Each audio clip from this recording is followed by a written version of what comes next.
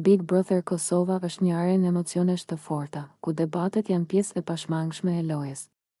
Megjithatë, jo çdo debat mbetet brenda kufive të respektit dhe komunikimit të shëndetshëm. Një nga momentet më të tensionuara së fundmi ishte përplasja mes Labit dhe Fjollës, e cila kulmoi me një deklaratë të rëndë nga ana e Labit, kur ai u drejtua Fjollës me fjalë fyese, duke e quajtur grua plak dhe duke e akuzuar për gënjeshtra. Ky moment u perceptua nga shumë shikues si një tejkalim i qartë i kufive të lojës. Debati, i cili fillimisht kishte të bënte me një situatë apo mendim brenda shtëpisë, u kthye shpejt në sulm personal.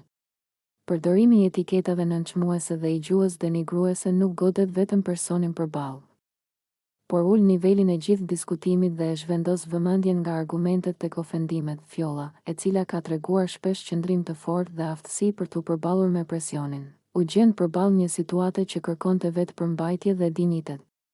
Për shumë shikues, mënyra se si ajo reagoi, qoftë me heshtje, qoftë me kundërpërgjigje të matur, u pa si tregues i karakterit të saj në një moment të vështirë. Kur dikush sulmohet personalisht, sidomos me terma që prekin moshën apo integritetin, reagimi bëhet edhe më i ndjeshëm. Nga ana tjetër, sjellja e Labit u vu në qendër të kritikave. Publiku e sheh Big Brotherin jo vetëm si argëtim, por edhe si pasqyrë të sjelljeve shoqërore.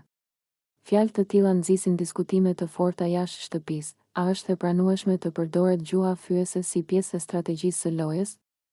A justifikohet gjithçka me presionin dhe nervat? Ky debat tregoi edhe një herë se sa e rëndësishme është mënyra e komunikimit në një ambient të mbyllur, ku çdo fjalë dëgjohet, regjistrohet dhe analizohet. Konfliktet mund të jenë të forta, por respekti duhet të mbetet vijë e kuqe.